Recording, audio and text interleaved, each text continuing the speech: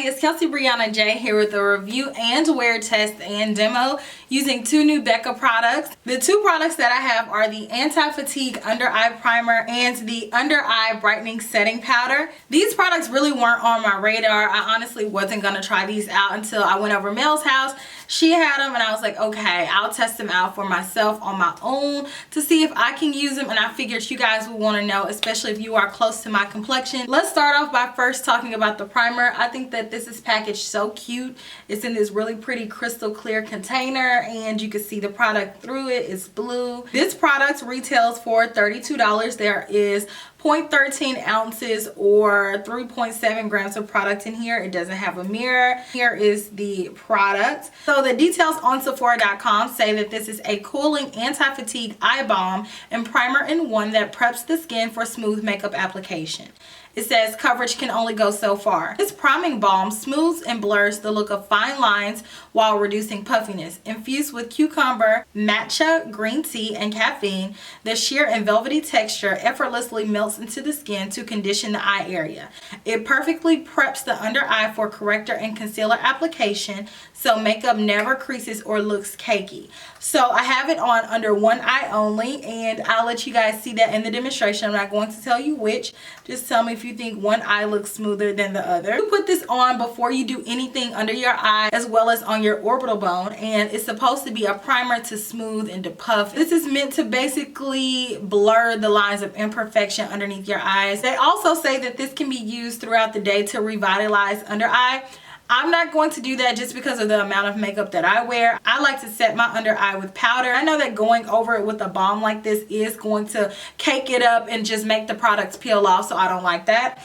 But this product is very smooth. I can feel the dimethicone to it to give it the slip. But it's like it creates a barrier between your skin and the concealer. So it's going to fill in some of those lines to give you the appearance of a smoother canvas. It's not a treatment or anything like that. It doesn't make any claims to make your under eye area better or to improve the texture of the skin. You guys will see me apply this product and then you'll see more of my thoughts on the product as I'm applying it. Next we have the Under Eye Brightening Setting Powder. This powder is $25 and it does have 0.09 ounces of product or 2.7 grams of product, and this is supposed to brighten the under eye. You can set your concealer with it and it is supposed to go on invisibly. I don't think that this is a baking powder, none whatsoever. The first time that I actually used this powder, I put my Laura Mercier powder on first and then this powder just to add a brightening effect. It's very finely milled. It goes on, it really melts into the skin, but my issue is with white powders is that it tends to change the color of my makeup. Now it does brighten, but sometimes on deeper complexions it may brighten a little bit too much. But the details on Sephora.com say that this is a targeted brightening and setting powder for lasting makeup wear.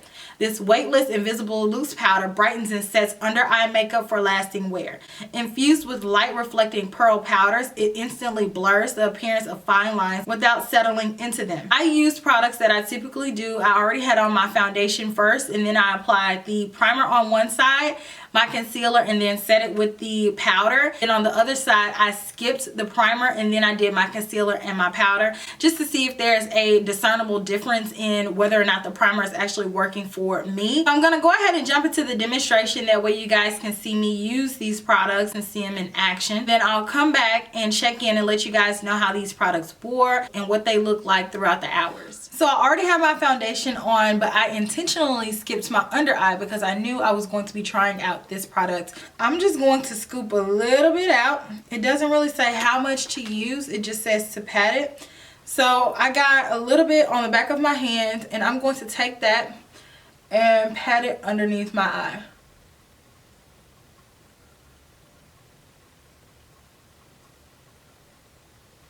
Okay, so far I really don't see a difference under my eye. It may be a more apparent difference after I put on my concealer. So what do you guys think? I have it under this eye and not this eye. Now I'm going to apply my concealer. This is the NARS Radiant Creamy Concealer, and see how it looks then.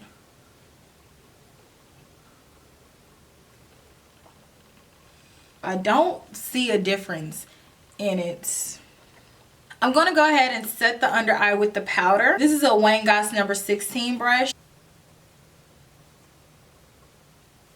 Put the powder under both eyes. On this side I have the under eye primer I think it's catching and adding texture under my eyes. This is the side without the under eye primer, and this is the side with the under eye primer. I think that it looks really, really ashy and dry like. So I'm gonna finish off the rest of my face, and then I'll be back to show you guys what everything looks like all together. So under my eyes, I just feel like, again, it looks drier than the rest of my face. So what I'm gonna do is wear it for the rest of the day, and I'll come back later on and let you guys see like what it looks like. If you are interested in anything that I have on my face, I have everything listed down in the description box. Make sure you click it. I'll be back.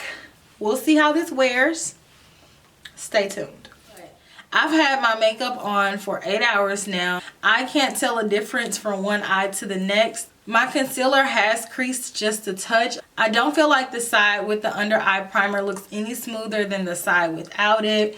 I don't feel like that powder kept my skin as smooth as I wanted it to, and it definitely didn't set my under eye concealer. So tomorrow I'm going to do another experiment. I'm going to do my under eye as I typically do. So stay tuned if you are interested in that. So I'm going to try this again for the second day in a row. So I'm going to go in with the under eye primer. Same eye as I tried yesterday. Patting that in. Now I'm going to go in with the same concealer that I used yesterday. Instead of going straight in with the Becca powder, I'm going to go in with the powder that I'm familiar with. This is the Laura Mercier translucent powder. This is what it looks like in my normal routine with the primer underneath, without the primer. Is there a difference? I want to see, is there a difference if I add this powder on top? I'm just going to dust this underneath my eye. I'm going to finish off the rest of my makeup, and then I'll be back later on today to let you guys see how this wore. I'm back to do my check-in for the second day in a row using the new Becca product. I honestly feel the same way that I did yesterday. I don't feel like these products added any special element to my makeup, and that is just my personal opinion. I don't feel like it looks as bad as it did yesterday. Definitely not as dry. I don't feel like these products are bad. I just don't necessarily feel like they're for me. I'm just gonna go ahead and pass on them. So let me know if you guys have tried these products down in the comment section. But I thank you so much for watching my video. If you haven't already, please make sure you like, comment, and subscribe to my channel. That way you can keep up with me. I do upload content here on my YouTube channel quite regularly. I would love it if you subscribe to my channel and support. And I will talk to you guys in my very next video. Smooches. Bye.